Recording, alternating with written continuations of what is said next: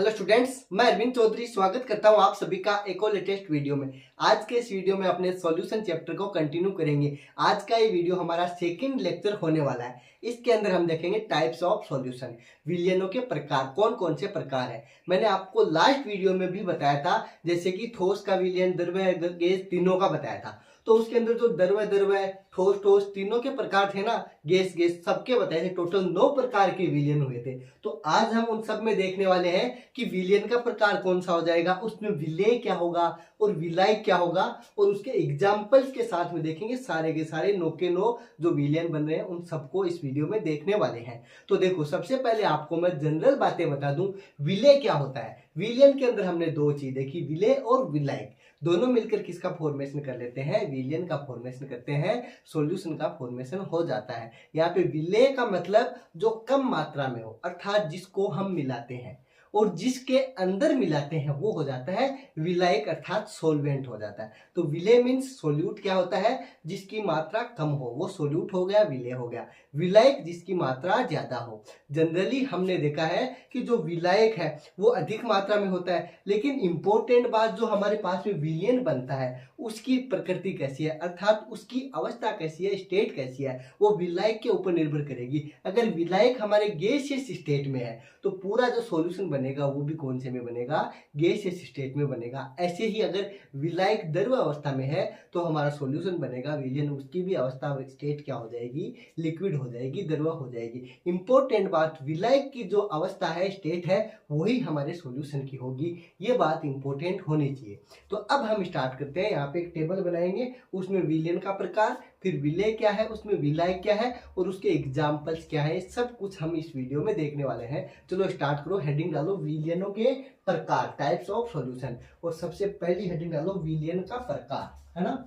एक टेबल बनाएंगे, उसके अंदर यहाँ पे लिखो विलयन का प्रकार। विलयन का प्रकार, सॉल्यूशन किस प्रकार का है, ये चीज हम यहाँ पे देखेंगे। उसके बाद में सेकंड कॉलम क्या डालोगे कि विलेय क्या है उसके अंदर। विलेय मीन्स सोल्यूट क्या है, ये चीज आपको पता होनी चाहिए। सेकंड डालो आप विलेय कॉलम, सेकंड कॉलम में लिखो विलेय क्या है। थर्ड कॉलम में लिखोगे विलायक क्या है। विलायक के रूप में क्या लेंगे, विलायक मीन्स सोलवेंट, विलेय मीन्स सोल्यूट, ये हो गया विलायक। लास्ट हम क्या देख लेंगे कि जो उदाहरण है, एग्जाम्पल्स हैं इनके, कि एग्जाम्पल्स कौन कौन से हो सकते हैं। तो लास्ट कॉलम डाल दो उदाहरण, एग्जाम्पल्स। ये सारी की सारी चीजें हम देखेंगे। एग्जाम्पल वाले में आपको थोड़ी ज्यादा कॉलम, बड़ी कॉलम बना लेनी है, क्योंकि इसमें एग्जाम्पल लिखेंगे तो ज्यादा जगह चाहिएगी, राइट।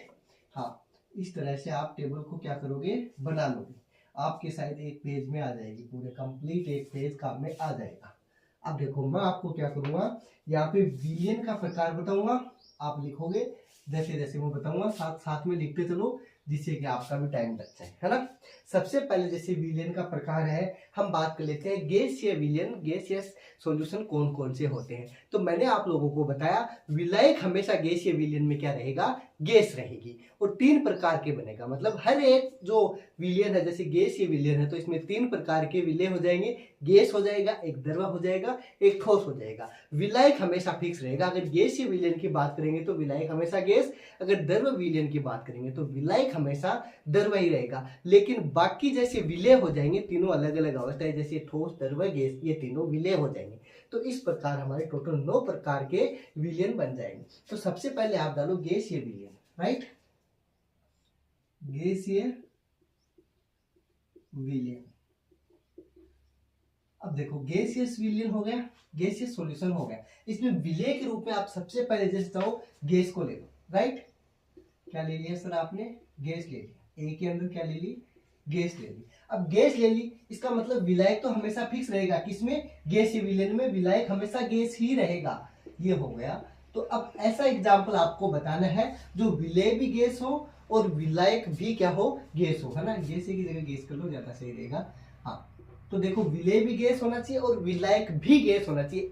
ऐसा एग्जाम्पल दो। देखो, जैसे कि हम वायु देखते हैं, हमारे पास में एयर है, ये कैसा विलयन है, किस किस प्रकार का विलयन है, तो इसमें विलेय भी गैस होता है और विलायक भी गैस होता है। दूसरा एग्जाम्पल हम ऐसे बोल सकते हैं अकीय गैसों का मिश्रण। तो यहाँ पे आप 2 एग्जाम्पल दे दोगे, इनर्ट गैसों का जो सॉल्यूशन है वो वायु या फिर अक्रिय गैसों का मिश्रण।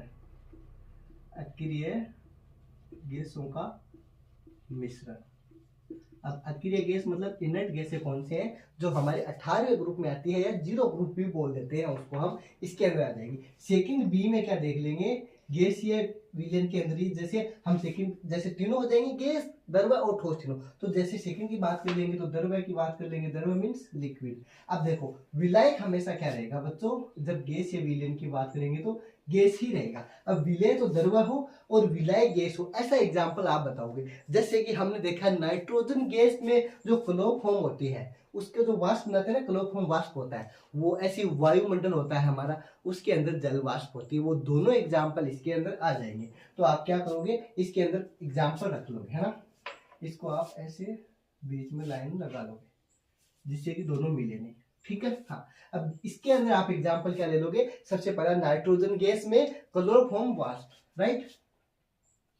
यहाँ पे ऐसे लिखोगे नाइट्रोजन गैस में क्लोरोफॉर्म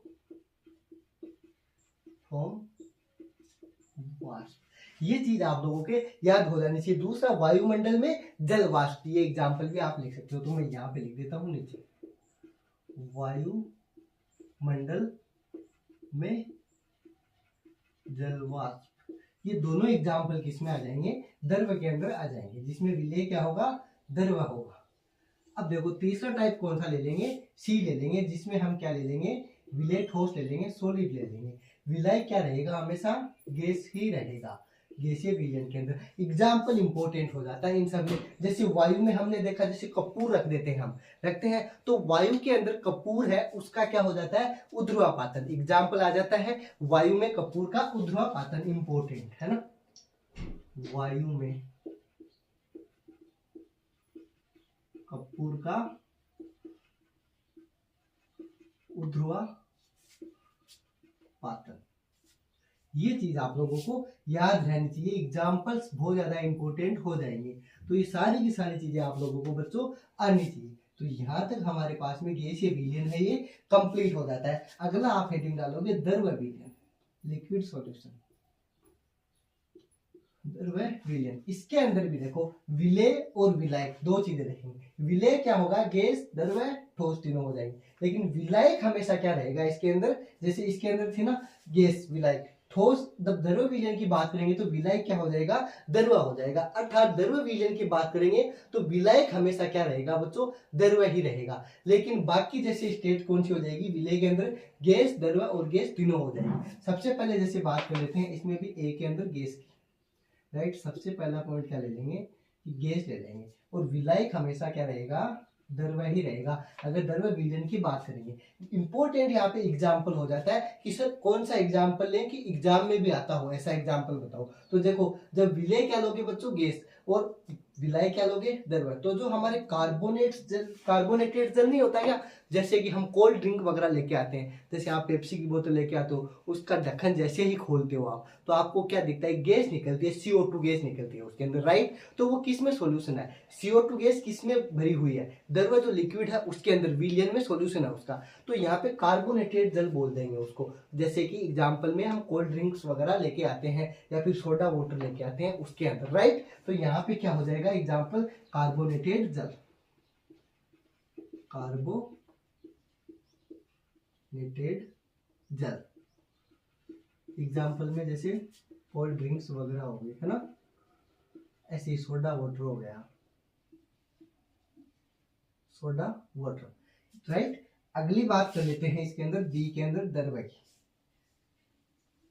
अगर यहाँ पे मैं बी में क्या ले लेता हूँ, विलय द्रव्य के रूप में लेता हूँ, और विलायक हमेशा द्रव्य विलयन में द्रव्य ही रहेगा। मतलब दोनों की स्टेट क्या होनी चाहिए, लिक्विड होनी चाहिए। ऐसा एग्जांपल बताओ, जैसे कि हम देखते हैं एथेनॉल है, उसको जल के अंदर मिलाते हैं। या सबसे इंपॉर्टेंट बात, जैसे कि कोई ड्रिंकिंग वगैरह करता है, जैसे बोलते हो ना कि ड्रिंक कर रहा है, तो उसके अंदर हम क्या करते हैं, जैसे दारू, हम शराब की बात करें तो जैसे एथेनॉल होती है, उसको जल के अंदर क्या करते हैं, मिलाते हैं। तो सबसे इंपॉर्टेंट एग्जाम्पल आप लोगों के याद रह जाएगा, द्रव्य द्रव्य हो दोनों तो क्या हो जाएगा, एथेनॉल प्लस जल का एग्जाम्पल यहाँ पे बहुत ही इंपॉर्टेंट हो जाएगा, राइट। एथेनॉल किसको बोलते हो, एल्कोहल को बोलते हो क्या, एथेनॉल प्लस जल। ये एग्जाम्पल आप लोग बता दोगे, राइट।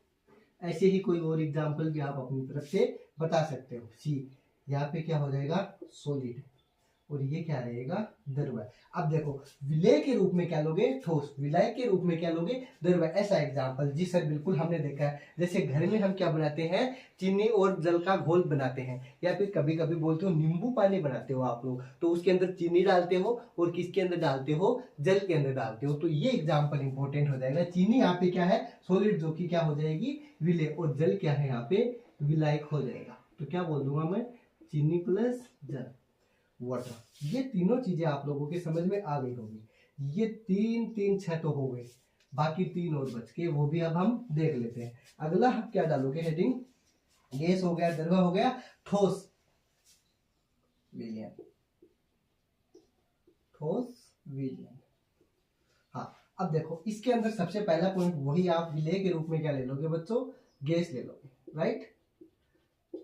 विलायक के रूप में क्या रहेगा, ठोस ही रहेगा। अगर ठोस विलयन की बात करेंगे तो विलायक तीनों में ही क्या रहेगा बच्चों, ठोस रहेगा, क्योंकि यहाँ पे विलायक ठोस रहेगा, तभी तो क्या होगा, सारा का सारा हमारे पास में ये तीनों प्रकार है वो कंप्लीट कर पाएंगे, क्योंकि 3 प्रकार के बनते हैं। तो यहाँ पे गैस लोगे विलय के रूप में, और विलायक के रूप में ठोस लोगे। ऐसा एग्जाम्पल, जैसे हमारे पीडी पर H2 गैस का अधिशोषण होता है, एब्जॉर्प्शन होता है, उसकी बात कर लेते हैं यहाँ पे। तो पीडी पर H2 गैस का अधिशोषण एग्जाम्पल बहुत ही इंपॉर्टेंट हो जाता है।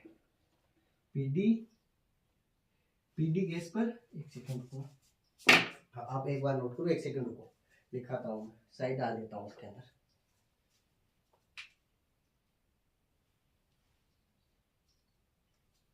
हाँ, क्या बताया था मैंने, पीडी पर, हाँ, पीडी पर H2 गैस का अधिशोषण, एब्जॉर्प्शन, एब्जॉर्प्शन नहीं, एड्जॉर्प्शन, अधिशोषण, एब्जॉर्प्शन, एब्जॉर्प्शन, अधिशोषण, एब्जॉर्प्शन होता है ना, उसकी बात करेंगे। ऐसे ही बात करेंगे सेकंड की, किसकी, जैसे कि सेकंड क्या लेंगे, द्रव्य, विलय के रूप में द्रव्य, विलायक के रूप में बच्चों ठोस ही लेंगे। अब देखो एग्जाम्पल क्या ले लोगे इसके अंदर, पहले ये लाइन बना देते हैं जिससे कि आपको ऐसे पता चलता रहे। हाँ, ऐसा एग्जाम्पल बताओगे, विलायक तो ठोस, और इसके बाद में विलय क्या हो जाएगा, द्रव्य हो जाएगा। जैसे हम अमलगम देखते हैं, चाहे हिंदी में बोलो चाहे इंग्लिश में, अमलगम, जैसे Zn और Hg का बन जाता है, ऐसे ही सोडियम और मरकरी का बन जाता है। तो ये दोनों एग्जाम्पल इसके अंदर आ जाएंगे, जैसे कि Zn Hg, राइट, इसका अमलगम हो गया। ऐसे ही सोडियम और इसका किसका, अपने Hg का, राइट। और भी एग्जांपल्स आप बता सकते हो, ETC। अब देखो इंपॉर्टेंट बात आ जाता है ठोस ठोस वाला, लास्ट सी वाला। आप बताओ मेरे को अपनी तरफ से, इसमें विलय भी क्या है, ठोस, विलायक भी क्या है, ठोस।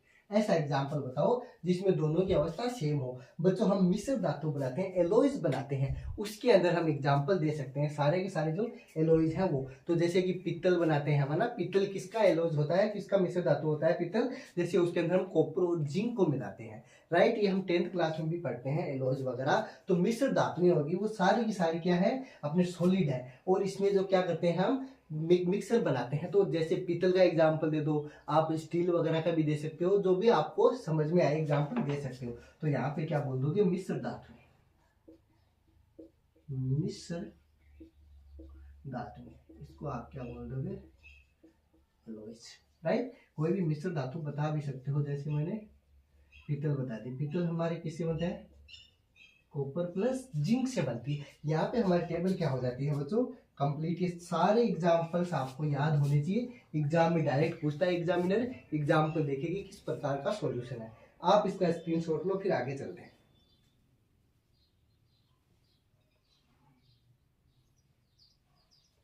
उतार लिया, अगर नहीं उतारा है तो आप स्क्रीनशॉट ले सकते हो।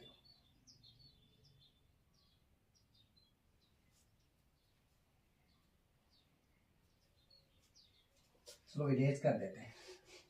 अब हम बात करेंगे बच्चों, हमारे कुछ टर्म्स दी हुई है, सांद्रताएं, सांद्रता क्या होता है, तो उनकी बात करेंगे। आप लोगों को यह पता होना चाहिए सांद्रता होती क्या है, कंसंट्रेशन क्या होती है।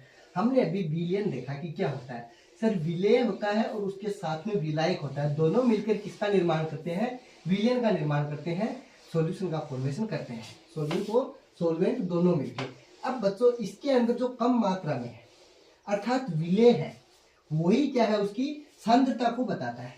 तो हम यहाँ पे बोल देंगे विलेय किसको दर्शाता है, यहाँ पे सांद्रता को दर्शाता है। तो अब यहाँ पे हम सांद्रता की ही बात करेंगे, राइट। तो ये चीज आप लोगों को आनी चाहिए कि विलयन हमारे पास में क्या होता है, दो पदार्थों से मिलकर बना होता है। ये चीज मैंने आप लोगों को पहली क्लास में ही समझा दी। विलेय जिसको हम क्या बोल देंगे, सोल्यूट प्लस विलायक। विलायक क्या होता है, सोलवेंट।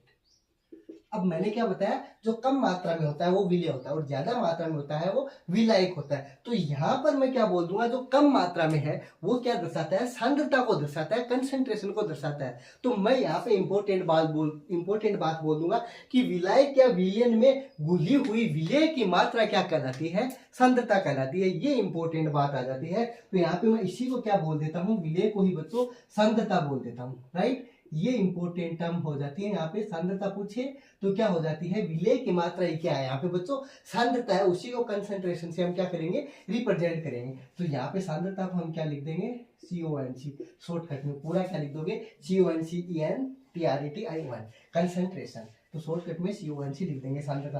तो मैं यहाँ पे इसकी डेफिनेशन लिखा देता हूँ, आप लोगों को नोट करो। क्या बोल दोगे कि विलायक या विलयन में घुली हुई विलेय की मात्रा सांद्रता कहलाती है। विलायक या, चलो लिख देते हैं एक लाइन, या तो विलायक हो गया या फिर विलयन हो गया। विलायक या फिर विलयन में घुली हुई विलेय की मात्रा क्या कहलाती है, सांद्रता कहलाती है, कंसंट्रेशन कहलाती है। विलायक या विलयन में घुली हुई विलेय की मात्रा सांद्रता कहलाती है। इंपॉर्टेंट बात हो जाती है यहाँ पे। अब आगे हम क्या देखेंगे, सांद्रता की जो कौन कौन सी इकाइयां हैं, कौन कौन सी यूनिट्स हैं, उनकी बात करेंगे। बहुत ही इंपॉर्टेंट हो जाता है, यहाँ से हमारा चैप्टर स्टार्ट होता है, उससे क्वेश्चन बनेगा आपके एग्जाम में डेफिनेटली। अब जो पढ़ेंगे उससे क्वेश्चन एग्जाम में आएगा ही आएगा। तो सारा का सारा ध्यान आप लोगों को कहाँ होना चाहिए, बोर्ड पे होना चाहिए। अब क्या पढ़ेंगे हम, सांद्रता की इकाइयां है, यूनिट्स ऑफ कंसंट्रेशन है, उसकी बात करेंगे। तो अगले हेडिंग डालो, सांद्रता की इकाइयां। सांद्रता की इकाइयां, यूनिट्स ऑफ कंसंट्रेशन। अब कौन कौन सी यूनिट हो जाएगी, दो तरह की इकाइयां होती हैं इसके अंदर। कौन कौन सी हो जाती है दोनों, एक तो भार हो जाएगी बच्चों, जिसके अंदर दोनों ही क्या लेंगे, वेट के रूप में लेंगे। भार इकाइयां एक साइड, राइट, भार इकाइयां। भार को इंग्लिश में क्या बोल देते हो, वेट बोल देते हो। तो यहाँ पे क्या हो जाएगा, वेट यूनिट्स, राइट। ये चीज आप लोग लिख दोगे।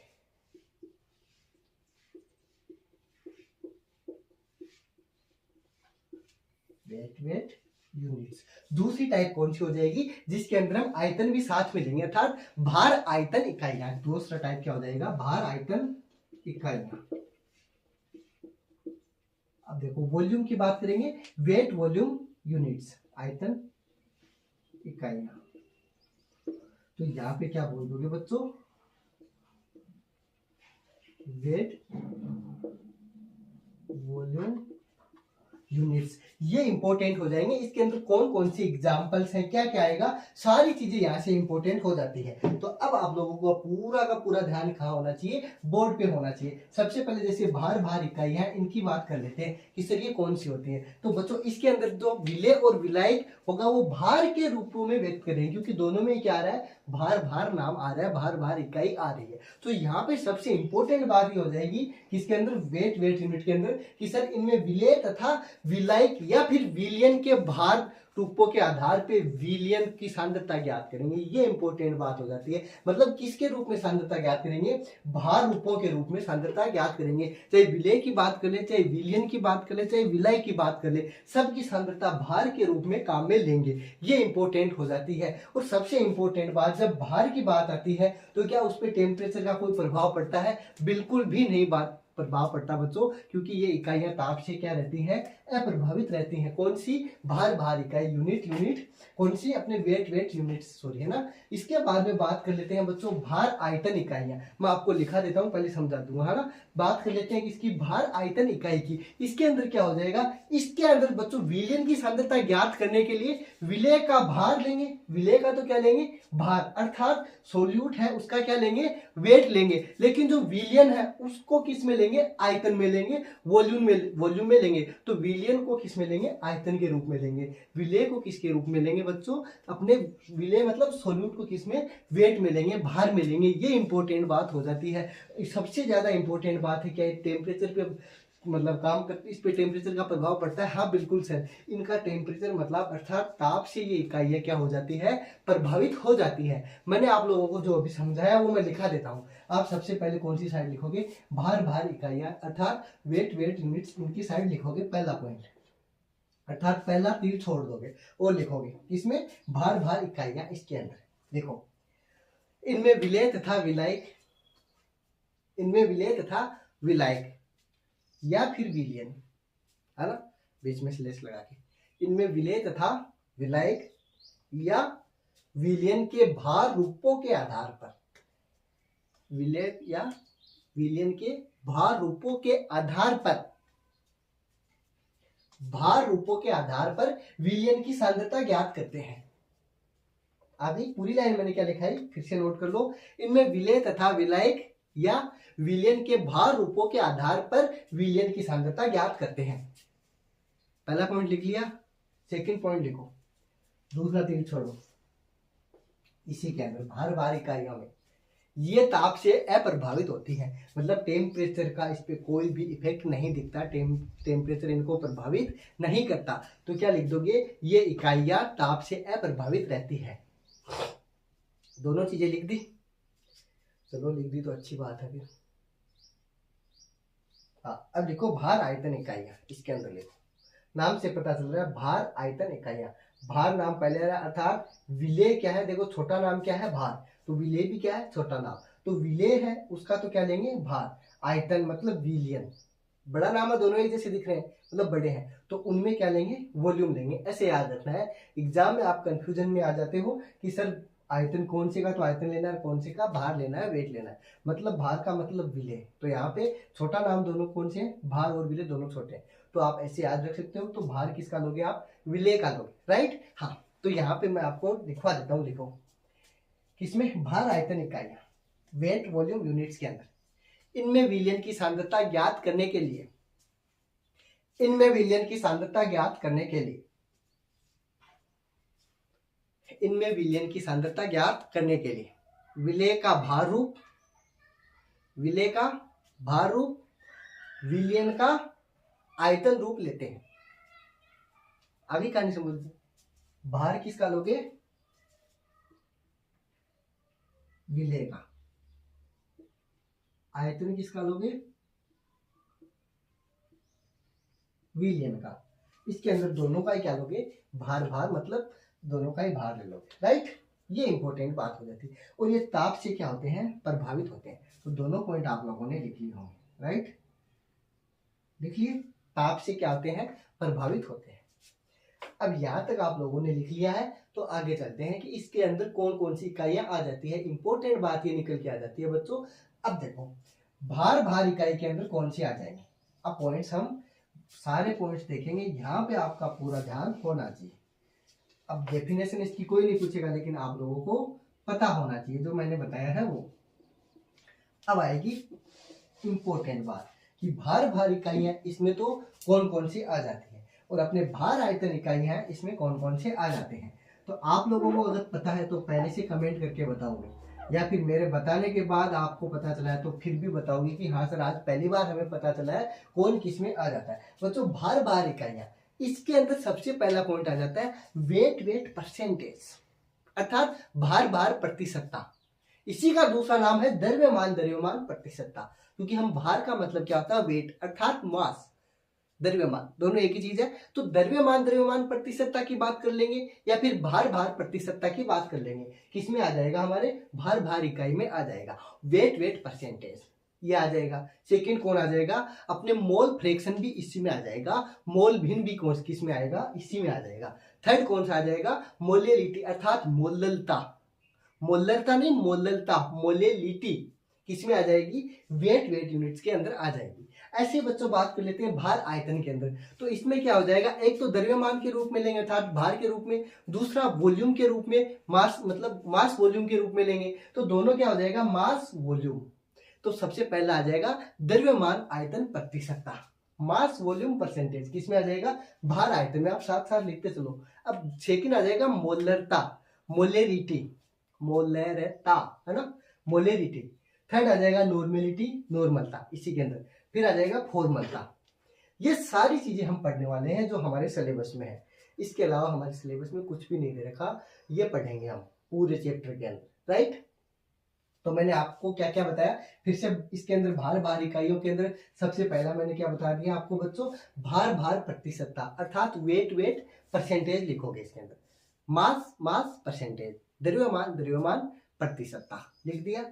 उसके बाद अगला क्या लिखोगे, मोल भिन्न, मोल फ्रैक्शन इसके अंदर, right, mole fraction. Last molality, molality, कौन सी, मोललता। चलो लिख देता हूं ये एक नाम, तो इसको आप क्या बोल दोगे, मोलेलिटी। अभी बात समझो, ये इसमें आ जाएंगे। इसके अंदर भार आयतन वाले में लिखो द्रव्यमान आयतन प्रतिशतता, द्रव्यमान आयतन प्रतिशतता, मास वॉल्यूम परसेंटेज। सेकंड लिखो मोलरता, ये मोलरता है तो बच गई वो, मोलरता हो गई मोलेरिटी। थर्ड लिखो नॉर्मलता, नॉर्मेलिटी। लास्ट लिखो फॉर्मलता, फॉर्मेलिटी। ये हम चीज पढ़ने वाले हैं। यहां तक अगर आप लोगों को सारी की सारी चीजें समझ में आई है तो फिर मैं आगे चलता हूं। अब देखो यहाँ पर मैं एक क्वेश्चन पूछता हूँ आप लोगों से बच्चों, ये तापमान से कौन सी प्रभावित थी और कौन सी अप्रभावित थी, ये चीज आप लोगों को याद है? अगर याद है तो ये क्वेश्चन हो जाएगा। एक क्वेश्चन एग्जाम में पूछता है कि निम्न में से वह सांद्रता जो ताप से प्रभावित है या फिर अप्रभावित है, इस प्रकार का क्वेश्चन आता है आपके एग्जाम में। किस प्रकार का, निम्न में से वह सांद्रता जो ताप से प्रभावित है या फिर इसका उल्टा अप्रभावित है, और इनमें से ऑप्शन देगा। तो आप लोग बता दोगे इस प्रकार का क्वेश्चन आएगा तब। तो जैसे कि मैं आपको एक क्वेश्चन देके जाता हूं कि निम्न में से वह सांद्रता जो ताप से अप्रभावित है, कौन सी बतानी है बच्चों, अप्रभावित वाली, अप्रभावित वाली बतानी। ऑप्शन दे देता हूं, लिखो चार ऑप्शन। सबसे पहले लिखो मोलरता, मोलेरिटी। सेकंड लिखो द्रव्यमान आयतन प्रतिशत। थर्ड लिखो मोललता। फोर्थ लिखो नॉर्मलता। तो हमें पता है बच्चों अप्रभावित कौन सी हो जाएगी, मोललता हो जाएगी, इस साइड वाली हो जाएगी मोललता। क्यों, क्योंकि ये भार सांद्रता है, वेट कंसेंट्रेशन है। तो भार है वो ताप से कभी भी प्रभावित नहीं होता, अर्थात अप्रभावित रहता है।